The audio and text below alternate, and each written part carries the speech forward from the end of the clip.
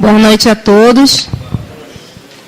A página é do livro Fonte Viva, é de Emmanuel, e ela nos interroga: estás doente?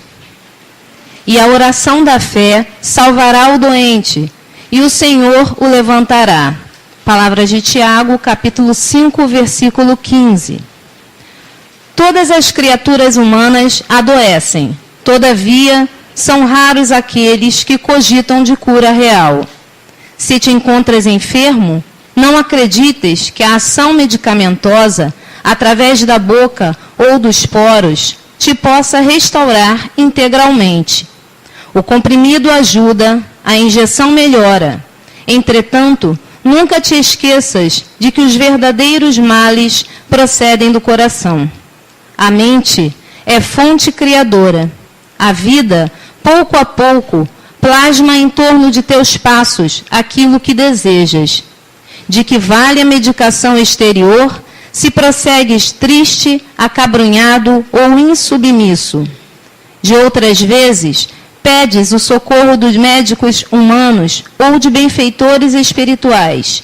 Mas ao surgirem as primeiras melhoras, abandonas o remédio ou o conselho salutar e voltas aos mesmos abusos que te conduziram à enfermidade. Como regenerar a saúde se perdes longas horas na posição da cólera ou do desânimo?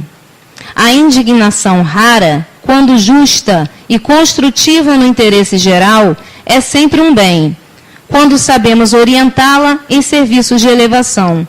Contudo, a indignação diária, a propósito de tudo, de todos e de nós mesmos, é um hábito pernicioso, de consequências imprevisíveis. O desalento, por sua vez, é clima anestesiante, que entorpece e destrói. E que falar da maledicência ou da inutilidade, com as quais despendes tempo valioso e longo em conversação infrutífera, extinguindo as tuas forças? Que gênio milagroso te doará o equilíbrio orgânico se não sabes calar nem desculpar, se não ajudas nem compreendes, se não te humilhas para os desígnios superiores, nem procuras harmonia com os homens? Por mais se apressem socorristas da terra e do plano espiritual em teu favor, devoras as próprias energias, vítima imprevidente do suicídio indireto. Se estás doente, meu amigo, acima de qualquer medicação, aprende a orar e a entender, a auxiliar e a preparar o coração para a grande mudança. Desapega-te de bens transitórios que te foram emprestados pelo poder divino, de acordo com a lei do uso, e lembra-te de que serás, agora ou depois, reconduzido à vida maior, onde encontramos sempre a própria consciência. Foge à brutalidade. Enriquece os teus fatores de simpatia pessoal pela prática do amor fraterno. Busca a intimidade com a sabedoria pelo estudo e pela meditação. Não manches teu caminho. Serve sempre. Trabalha na extensão do bem. Guarda a lealdade ao ideal superior que te ilumina o coração e permanece convicto de que se cultivas a oração da fé viva em todos os teus passos, aqui ou além, o Senhor te levantará. Boa palestra a todos. Deus, Pai Todo-Poderoso, és o Criador de todo o universo, és a força que nos ampara. Senhor, aqui estamos na casa de teu Filho. Viemos mais uma noite, porque nos sentimos seguros, fortes diante da fé, da resignação, que nos trazem os nossos amigos espirituais, esses espíritos que aqui estão e desde já passando por cada um de nós, colocando as curas que precisamos, o consolo que necessitamos. Senhor Jesus, tem piedade de nós que tanto sofremos. Tem piedade de nós que trazemos conosco as nossas culpas. E são elas que nos enfraquecem. Senhor Jesus, ampara todo que sofre. Ampara todo aquele que tem seu físico doente, mas tem firme a sua esperança de cura. Curai a todos, Senhor, amparai a todos. Quando eu peço aos nossos guias e protetores, aos espíritos coordenadores desta reunião, eu peço para que, em nome de Deus acima de tudo, nos permita dar início à reunião desta noite. Louvado seja nosso Senhor Jesus Cristo, e que a paz do Senhor possa nos envolver, nos trazendo alento e muita paz íntima. Graças a Deus. Boa noite. Boa noite. Boa noite a todos. Que as bênçãos de Jesus se derramem sobre todos nós, nos envolvendo, fazendo com que o nosso encontro seja um encontro feliz. Vamos deixar de lado as nossas tristezas e vamos hoje falar sobre Humberto de Campos, na intenção de, com a vida de Humberto de Campos, com o seu trabalho, com as suas dores, com as suas perguntas, que nós possamos nos orientar, tirar como exemplo nas nossas dificuldades. É ele que passou por tantas dificuldades e as venceu, que nós possamos, com esse exemplo, nos encorajarmos e sabermos que tudo passa, nessa vida tudo passa. E nós iremos vencer as nossas dificuldades, assim como esse personagem, Humberto de Campos, venceu as suas. Humberto de Campos nasceu em 25 de outubro de 1886 em Miritiba, 80 quilômetros de São Luís do Maranhão. Desencarnou em 1934, aos 48 anos. Ele foi um grande poeta maranhense, contista, memorialista, crítico literário, cronista, romancista, jornalista político, o cronista mais lido do Brasil. Foi também membro da Academia Brasileira de Letras, deputado federal pelo Maranhão, autodidata, profundo conhecedor de mitologia e das histórias das religiões. Conhecia o inglês e o francês. Ele era uma alma que ansiava crer em Deus. Embora descrente se confessasse, uma alma que sabia orar. Nós vamos nos encontrar em diversos momentos na história de Humberto de Campos. Uma das coisas que caracterizou toda a vida de Humberto de Campos foi a ânsia de encontrar Deus. Ele ansiava por encontrar Deus. E o medo da morte. Muitos de nós ainda têm, vez por outra, esses sentimentos, que precisamos vencê-los com a fé que há de se derramar sobre todos nós. Quando Humberto de Campos era bem pequeno, ainda com 6 anos, o seu pai desencarnou. O local que ele morava no Maranhão, em Miritiba, era entre as dunas. Então, um dia era o caminho para aquele lugarejo era de um jeito, no outro dia já era de outro, porque as dunas se moviam e era só areia. Só tinha uma delegacia ou uma prefeitura. Quando seu pai desencarnou, a vida ficou muito difícil para a mãe, com 4 filhos, e mais os filhos que ele tivera fora do casamento, né, o marido. porque ele era viajante, vendia carne de cabra por aí, e sempre tinha um filho novo aparecendo. E a mãe de Humberto fazia questão de que ele cuidasse desses filhos. E assim, ao desencarnar, ela tinha mais uns 4 ou 5 filhos de outras mães que cuidava também. Mas a miséria cresceu, a miséria ficou muito grande, porque o pai morto não tinha mais quem cuidasse da manutenção da família. Humberto de Campos tinha 6 anos, e aí a mãe foi caminhando para outras cidades, até que foi parar num comércio, numa cidadezinha pequena, em que ela tinha um irmão, e lá ela então começou a trabalhar com essas crianças.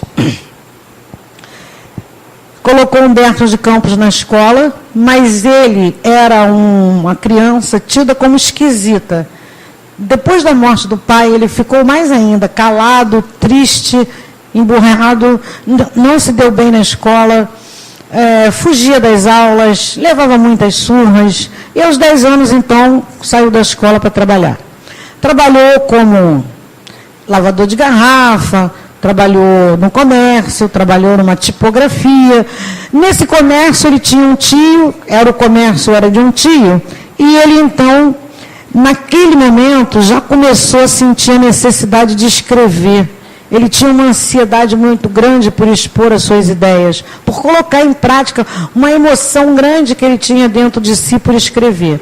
E num determinado momento, então, ele pega algum dinheiro da caixa desse comércio, desse tio, para comprar material para escrever. E compra caderno, compra lápis, mas esse ato foi descoberto, ele passou uma vergonha muito grande, teve que sair de lá e ficou desempregado. E o tempo vai passando, a vida é difícil, ele cada vez mais triste, mais calado, até que resolveu sair dali e viver sozinho.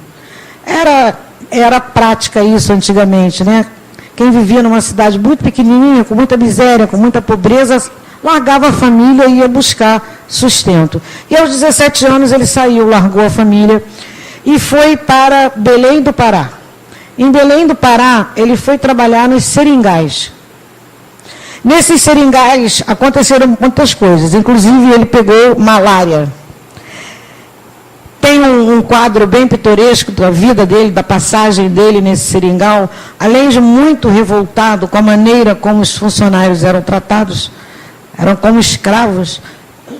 Ele morava no Igarapé, Igarapézinho, aquela cabaninha dentro do rio, né? Com aqueles pauzinhos assim. E à noite, ele, com o lampião aceso, ficava enxotando os jacarés, porque os jacarés queriam entrar, né, ali naquela casinhola dele. E ele queria escrever, mas o dinheiro era quase nada.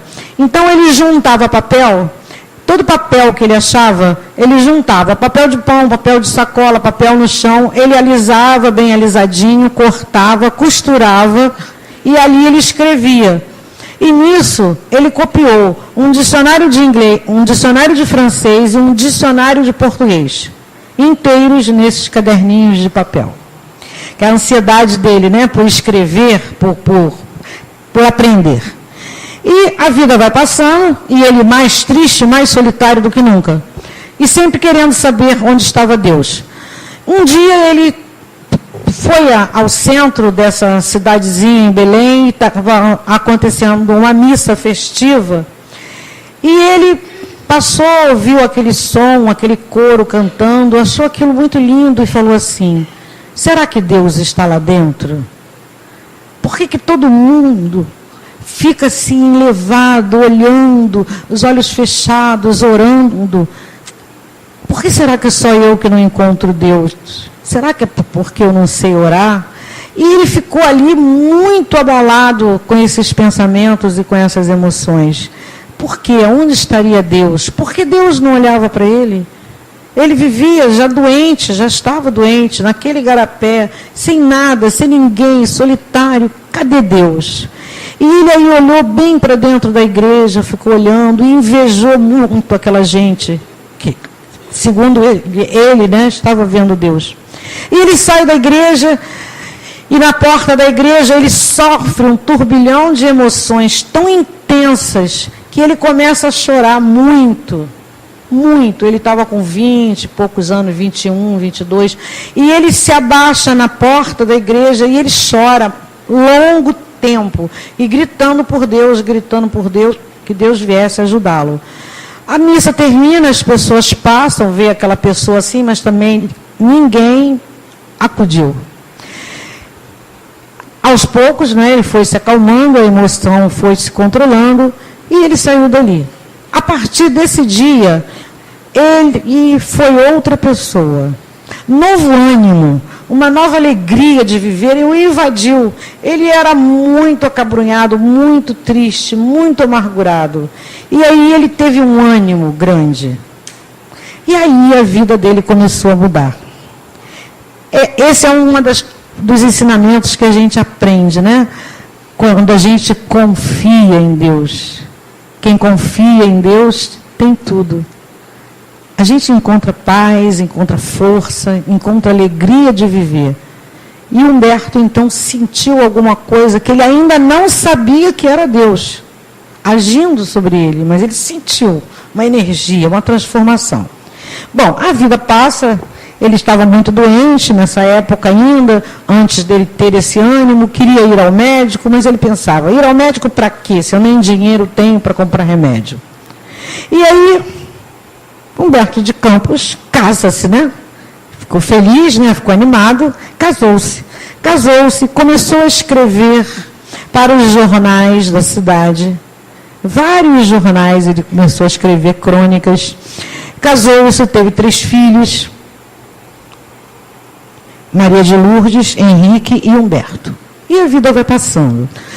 Durante a sua vida, ele escreveu 45 livros. E escrevia crônicas diariamente para os jornais. Há um episódio na vida de Humberto de Campos, em 1932, ele foi chamado pelos críticos literários para avaliar o livro Parnaso de Além-Túmulo. Parnaso de Além-Túmulo foi um livro escrito por Chico Xavier, acho que o primeiro livro, que contém poesias de diversos autores. Então, houve uma dúvida geral se aquela psicografia era real ou se era uma fraude. Então, alguns críticos literários foram chamados para fazer uma avaliação. Ele fez uma avaliação desse livro. Isso a gente vai ver depois no que deu. Então, vamos passar aqui. Lençóis Maranhenses. Porque hoje, Humberto de Campos é uma cidadezinha. O município de Miritiba, onde ele nasceu, hoje chama-se Humberto de Campos. Essa é a praça, é a igrejinha da cidadezinha, que agora já não é mais aquela. Esse aqui é Humberto de Campos, esse menino aqui da minha direita.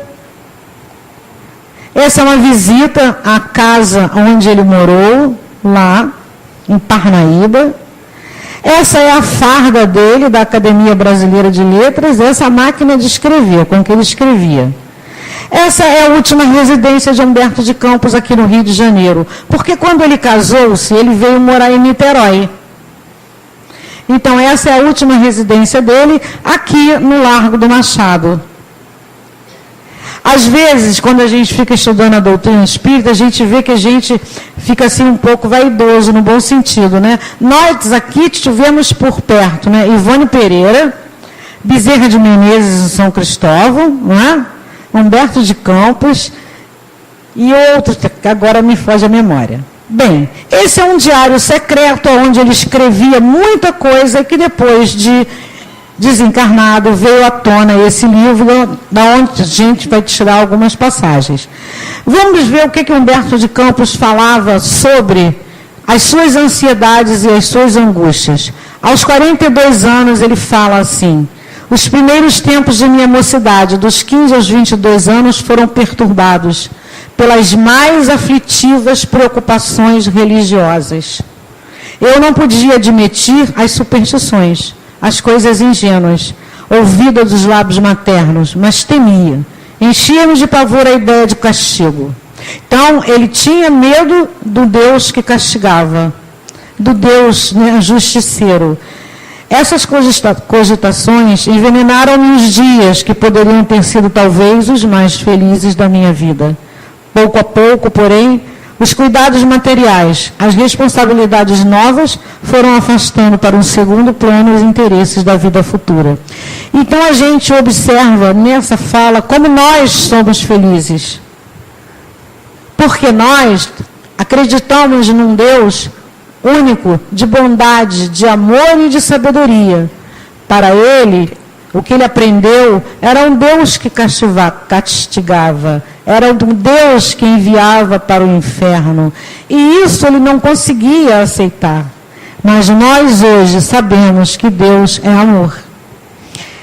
E aí ele continua, com apenas, me preocupo, dando a isso um aspecto religioso, é evitar que um ato meu faça sofrer o meu semelhante. Não sou generoso, mas tenho a impressão de que sou justo, sem rigor. A honestidade dos atos é uma moeda universal. Deus, onde quer que ele esteja e qualquer que seja seu nome, há de receber a que possuo. Se é que nem tudo na terra se resolve com um miserável punhado de poeira.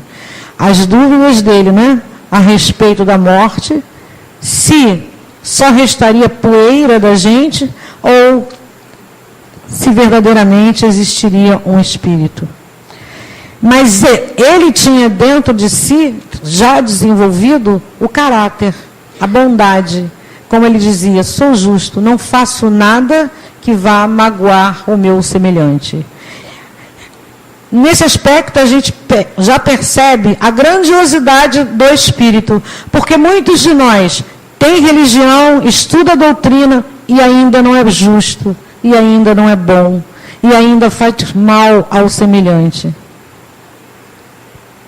E a gente observa aí como é importante ser bom, como é importante nós nos melhorarmos, como disse a página de hoje. Se nós não nos melhorarmos, nós ficaremos doentes. Precisamos tentar. E ele diz em 1932, a morte, né, que ele temia tanto, sentia que a morte se aproximava. Quanto tempo lhe restaria?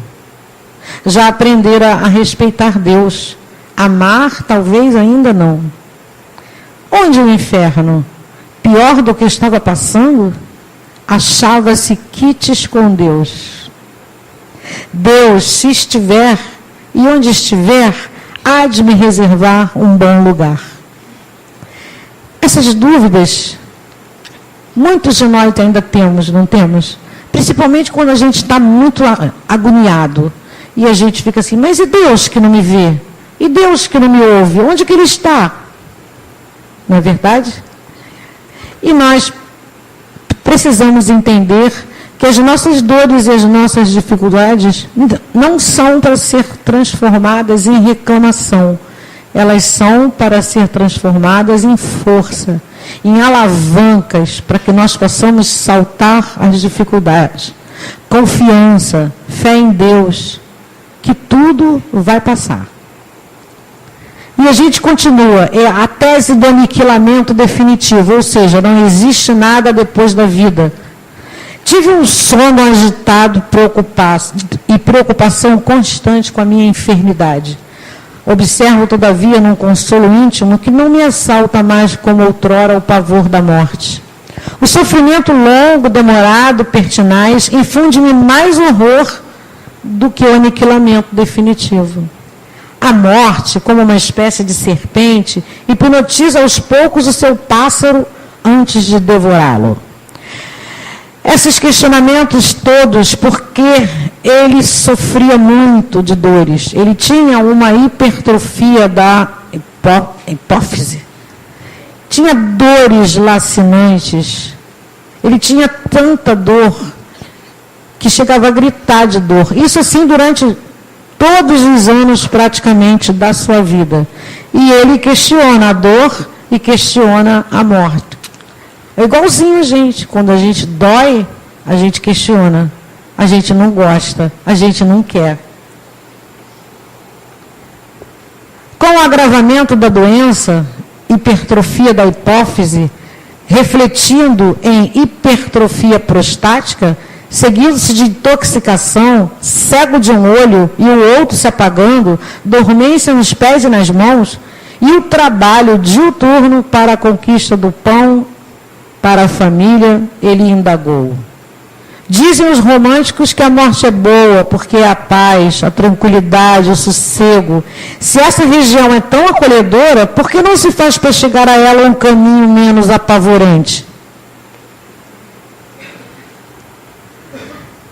Não é verdade? Então, são as indagações dele diante da dor, diante da morte.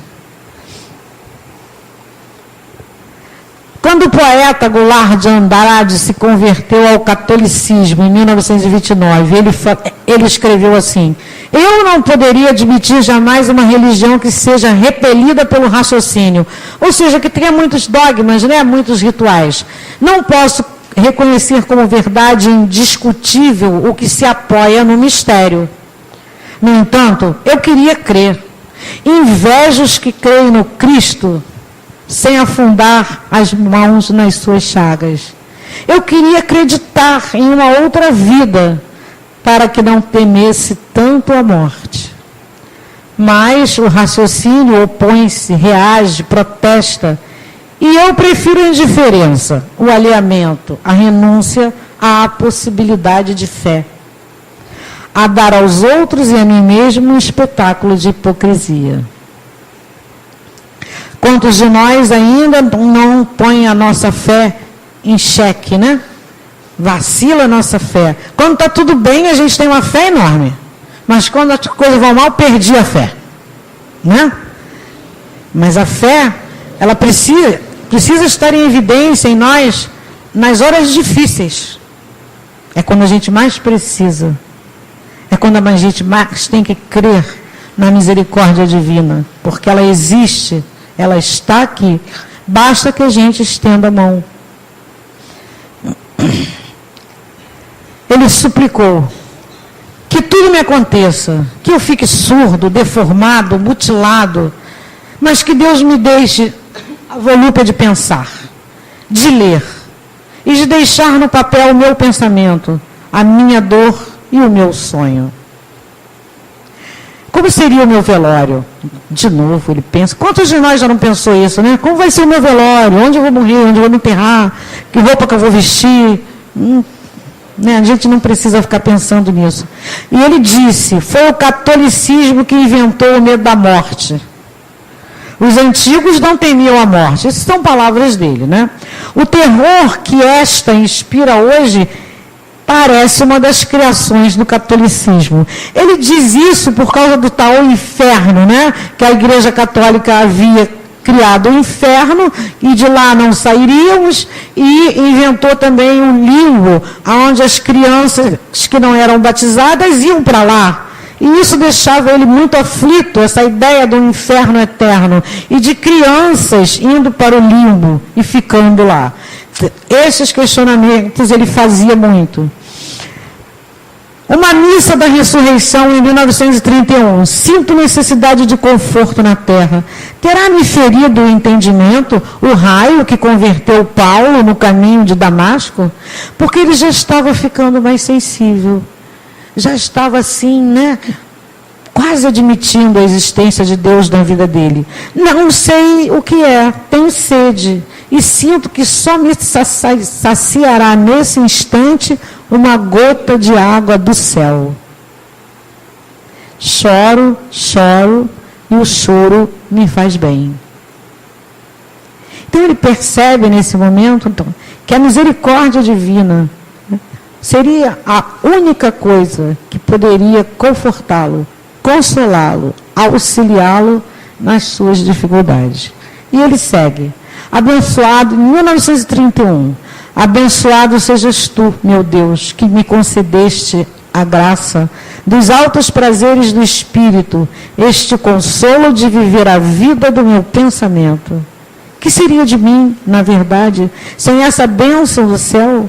Ao sentir-me pobre, doente, feio, quase deformado.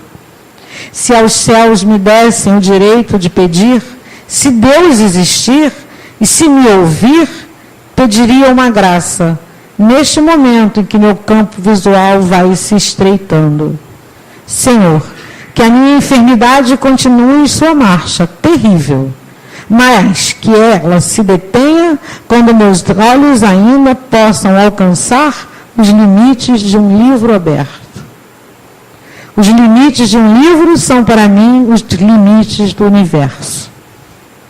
Ele já vai, né, modificando a sua maneira de ver a vida. Isso aqui é muito interessante, é uma coisa que ele escreveu para o Cristo Redentor. Ele assistiu, né, à iluminação.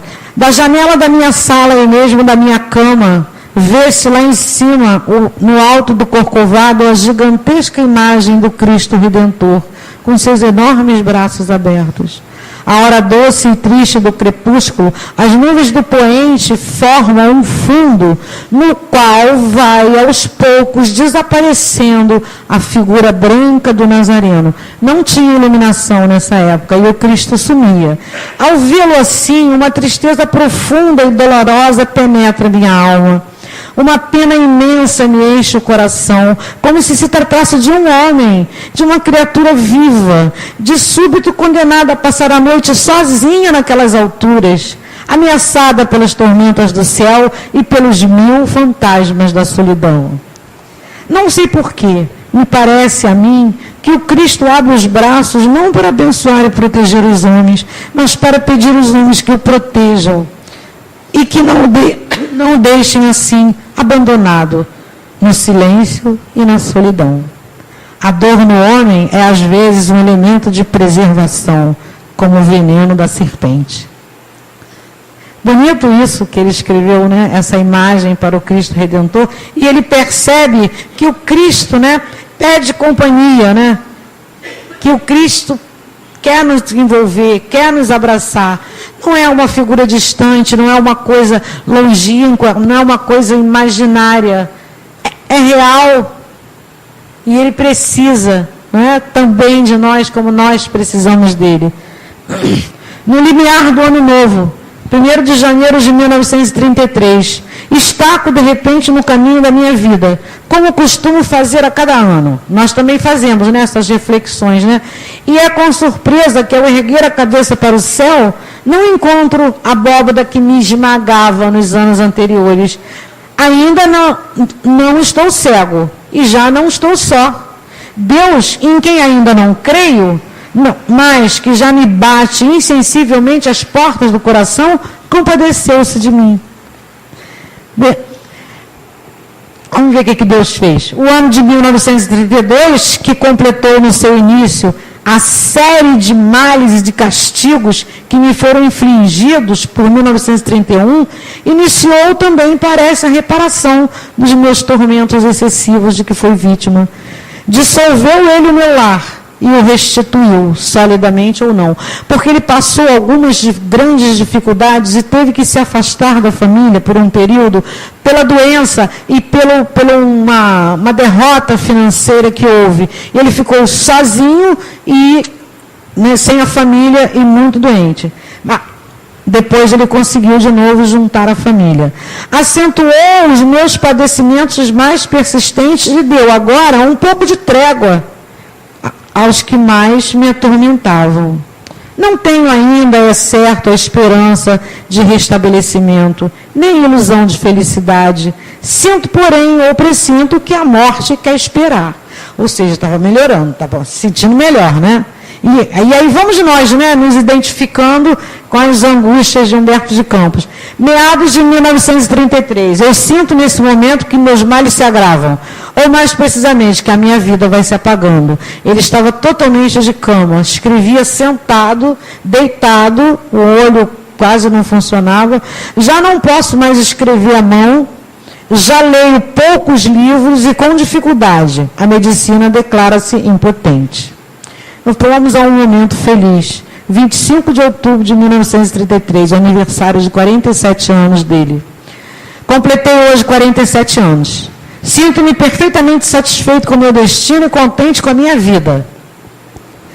As manifestações de carinho que recebi durante todo o dia, os que vieram me visitar, cartas, flores, telegramas de amigos, ministros de Estado, de senadores, sargentos do Exército e da Marinha, conhecidos e desconhecidos, desde as primeiras horas deram-me a doce e consoladora certeza de que tenho sabido aproveitar o meu tempo na inquieta peregrinação por esse mundo.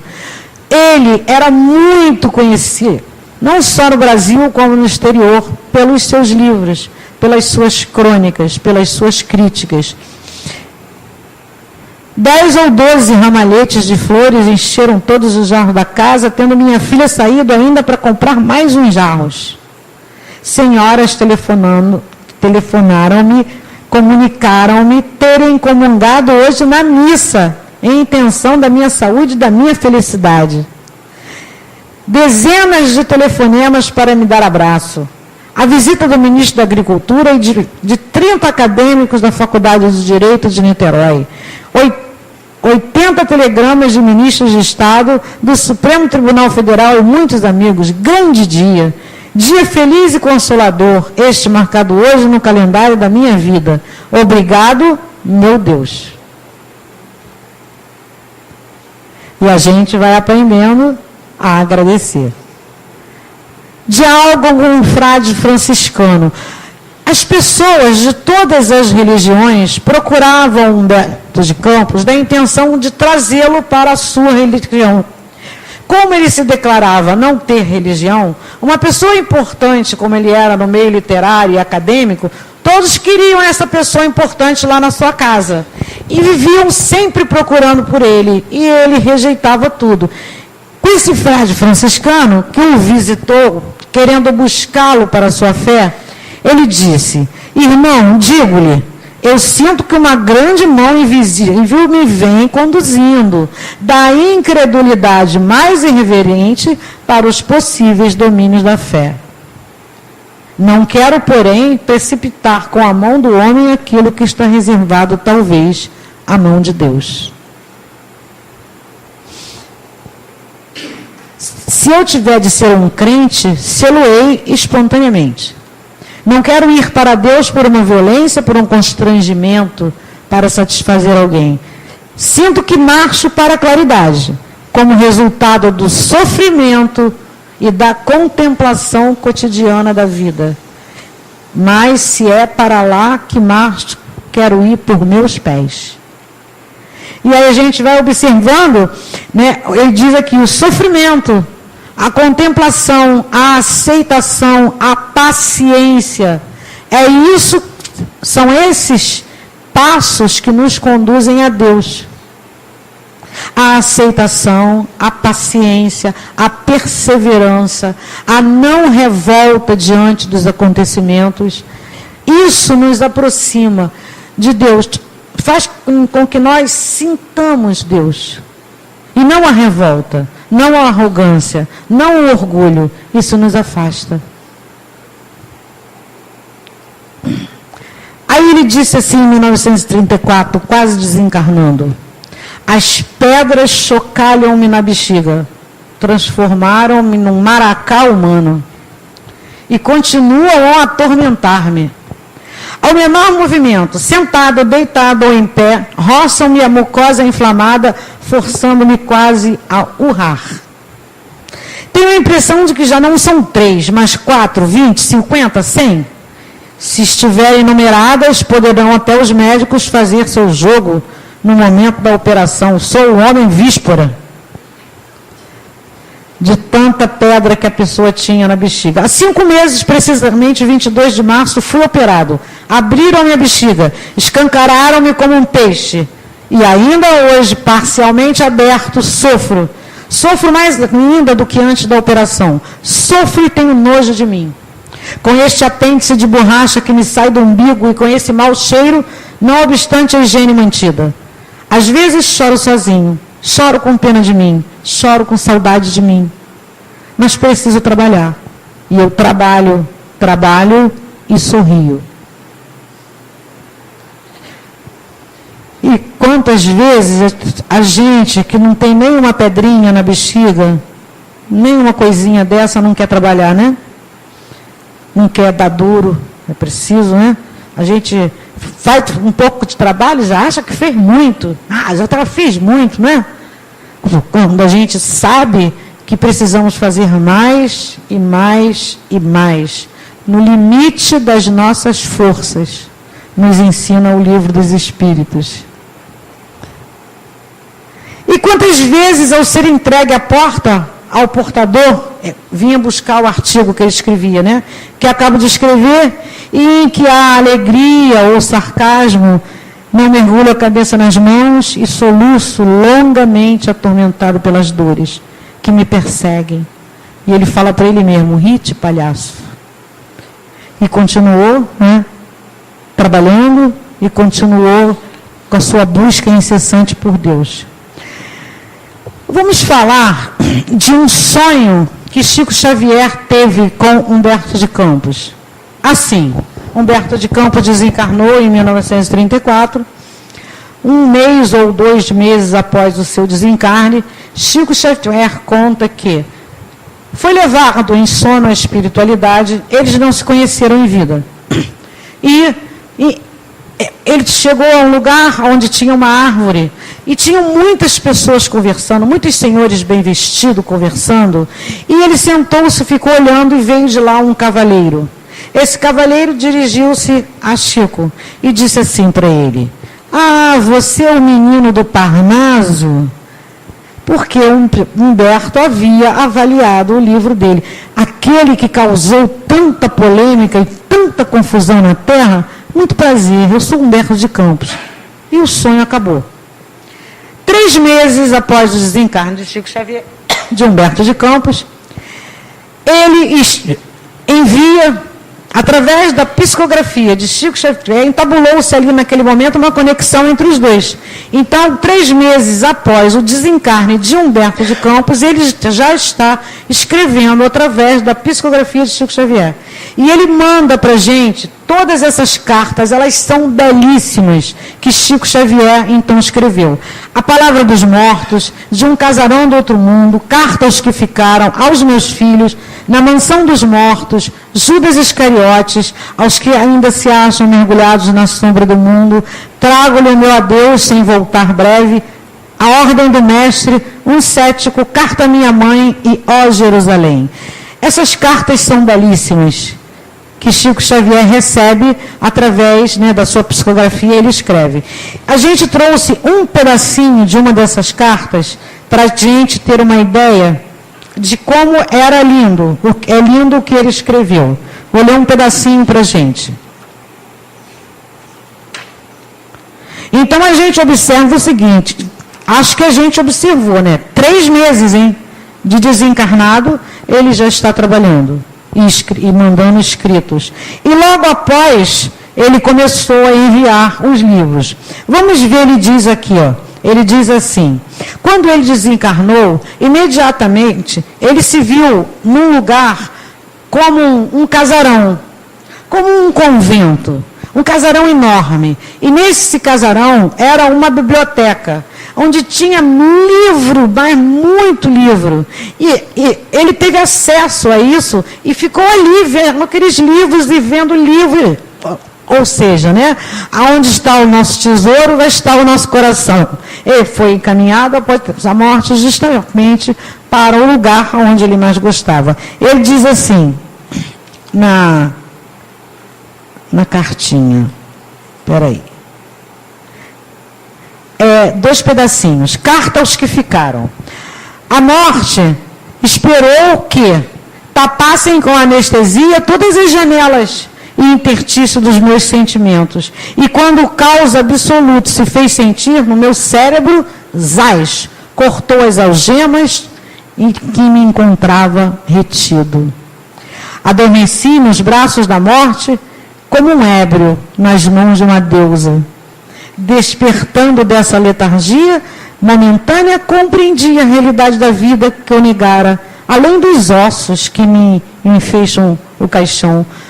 E ouvi, Humberto, exclamou uma voz, recebe o que te enviam da terra. Arregalei os olhos com horror. Não quero saber de bajulação, agora não me interessa mais essas coisas. Enganas-te, repetiu a voz. As homenagens de convenção não se equilibram até aqui. A hipocrisia é como certos micróbios de vida muito efêmera. Toma, são preces que se elevam por ti a Deus, dos peitos dos sufocados, onde penetraste com as tuas palavras, teus escritos e teus conselhos. O sofrimento entornou sobre o teu coração um cântaro de mel. Espera aí.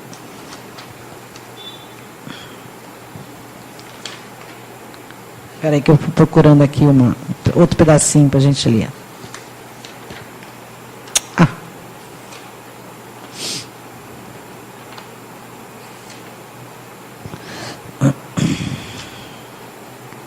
Ele fala para os filhos dele assim, outra carta. Meus filhos, não venho da minha casa subterrânea do São João Batista, que ele foi enterrado lá, né? Onde ficaram lá meus ossos e meus olhos enfermos e as minhas disposições orgânicas. Cá estou, como se houvesse sorvido um néctar de juventude no banquete dos deuses. Entretanto, meus filhos, levanta-se entre nós um rochedo de mistério e de silêncio. Eu fui o pai de vocês, agora somos irmãos. Nada mais belo. A morte não suprimiu a minha afetividade. Ainda possuo o coração de homem, para o qual vocês são as melhores criaturas desse mundo. A morte, meus filhos, cantou para mim.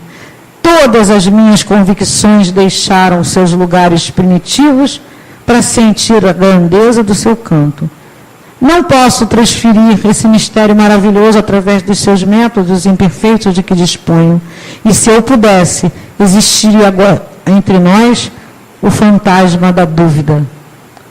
Então, logo após o seu desencarne, ele vem contar para nós a beleza, né, que ele encontrou após a morte.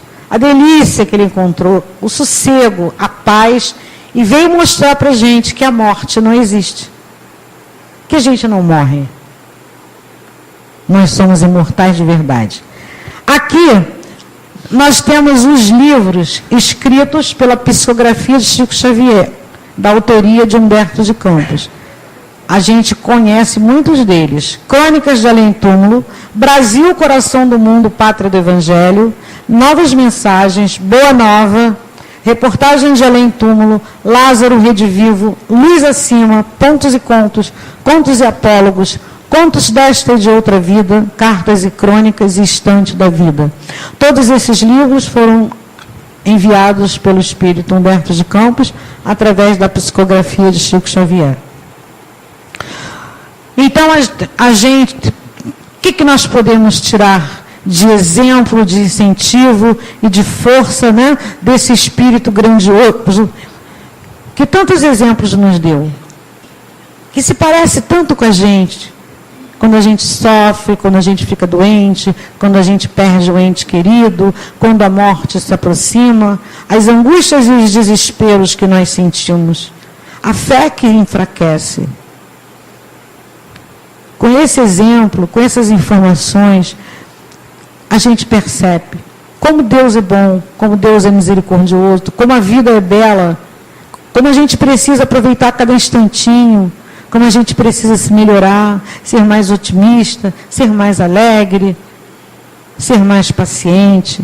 E aí, eu vou ler um pedacinho de uma coisa para a gente. Isso aqui é um cajueiro, plantado por Humberto de Campos aos 10 anos de idade, em Miritiba.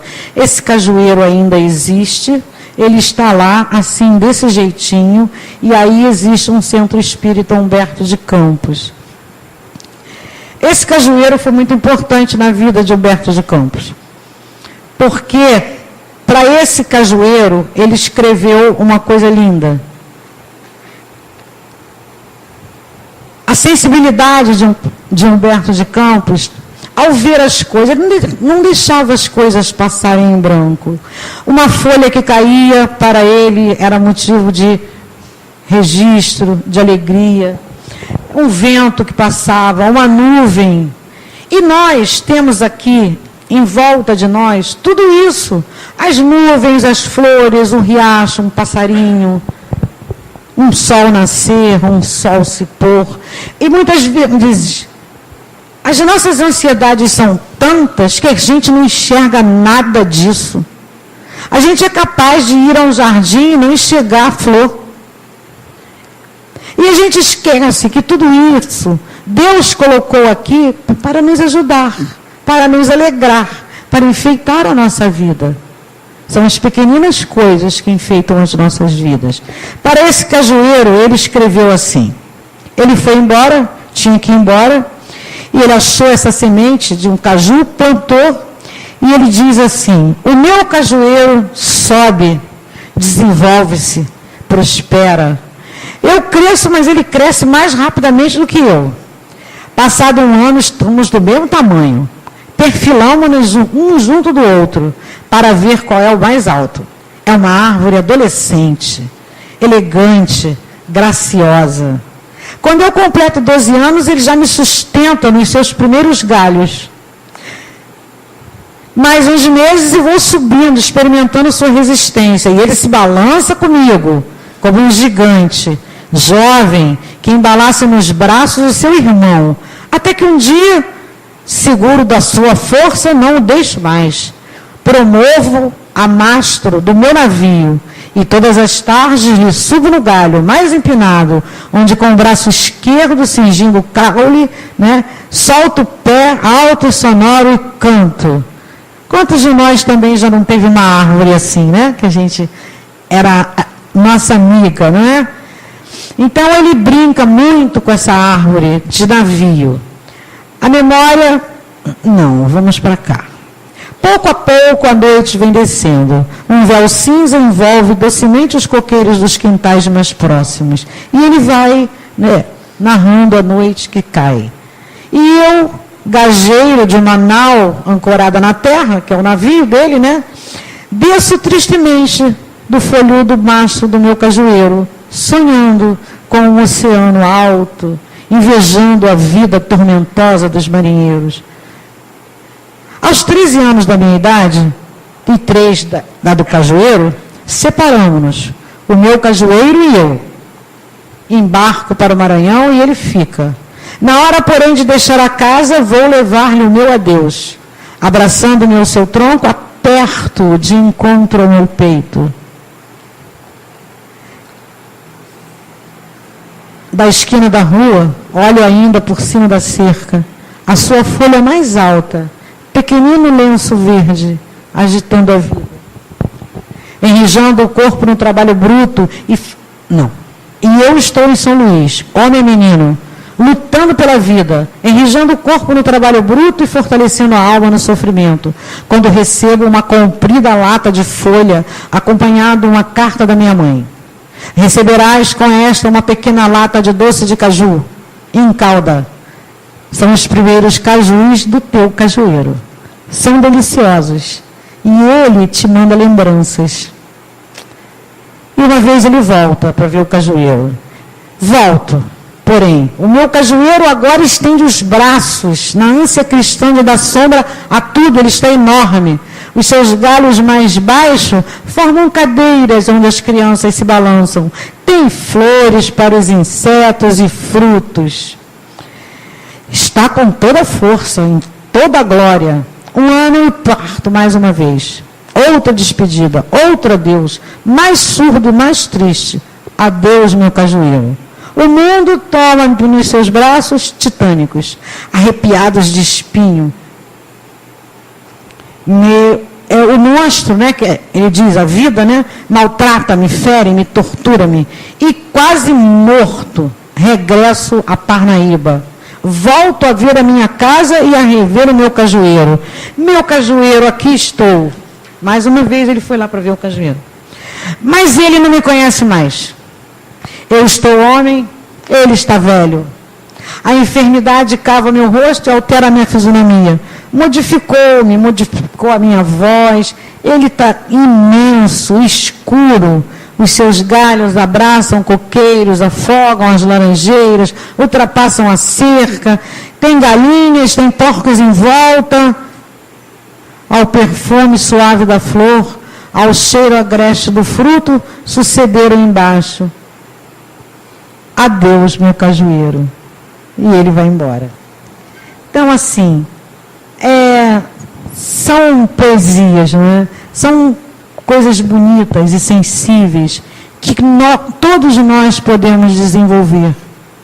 Desenvolver a alegria, desenvolver a paciência, ver beleza nas coisas, ver boniteza num galho, numa árvore, num sorriso, numa criança, numa nuvem que passa, olhar o céu, resistir, persistir, crer, ter esperança.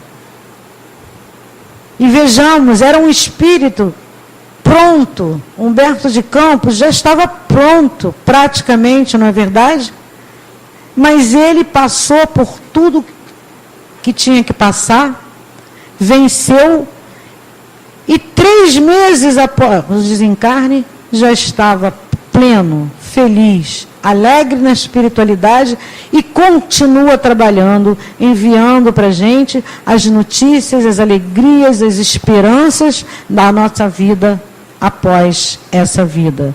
Que todos nós possamos sair daqui hoje felizes, esperançosos, mais alegres, convictos de que a vida é bela, de que vale a pena viver, de que vale a pena melhorar, de que vale a pena lutar. E que nós todos estamos aqui reencarnados para nos ajudarmos uns aos outros, nos importarmos um com o outro, como o outro está passando, o que o outro está sentindo, o que o outro precisa. É para isso que nós estamos aqui. E assim nós encerramos a nossa apresentação de hoje. Que Jesus nos abençoe a todos.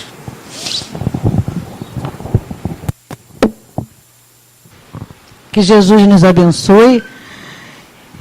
E nós iremos, então, em prece, fazermos uma leitura de uma página escrita por José Soares Cardoso. Onde está Deus? Pergunta o cientista. Ninguém jamais ouviu. Quem é ele? Responde às pressas o materialista. Deus é somente uma invenção da fé. O pensador dirá sensadamente: não vejo Deus, mas sinto que ele existe. A natureza mostra claramente em que o poder do Criador consiste. Mas o poeta dirá com segurança de quem afirma porque tem certeza: eu vejo Deus no riso da criança, no céu, no mar, na luz da natureza. Contemplo Deus brilhando nas estrelas, no olhar das mães fitando os filhos seus, nas noites de luar claras e belas, que em tudo pulsa o coração de Deus. Eu vejo Deus nas flores e nos prados, nos astros a rolar pelo infinito. Escuto Deus na voz dos namorados e sinto Deus na lágrima do aflito. Percebo Deus na frase que perdoa. Contemplo Deus na mão que acaricia, escuto Deus na criatura boa e sinto Deus na paz e na alegria. Eu vejo Deus no médico salvando, pressinto Deus na dor que nos irmana, descubro Deus no sábio procurando compreender a natureza humana. Eu vejo Deus no gesto de bondade, escuto Deus nos cânticos dos crentes, percebo Deus no sol, na liberdade e vejo Deus na planta e na semente. Eu vejo Deus, enfim, por toda parte, que tudo fala dos poderes seus. Descubro Deus nas expressões da arte, no amor dos homens também sinto Deus. Mas onde eu sinto Deus com mais beleza, a sua mais sublime vibração não é no coração da natureza, é dentro do meu próprio coração. Que assim seja, Senhor, graças a Deus. Que as tuas vibrações de misericórdia e de paz envolva todos nós aqui presentes. Obrigado, Senhor, por essa noite. Que assim seja. Realmente, Senhor, ajoelhados a teus pés, só te agradecemos. Obrigado, Senhor. Muito obrigado, Senhor.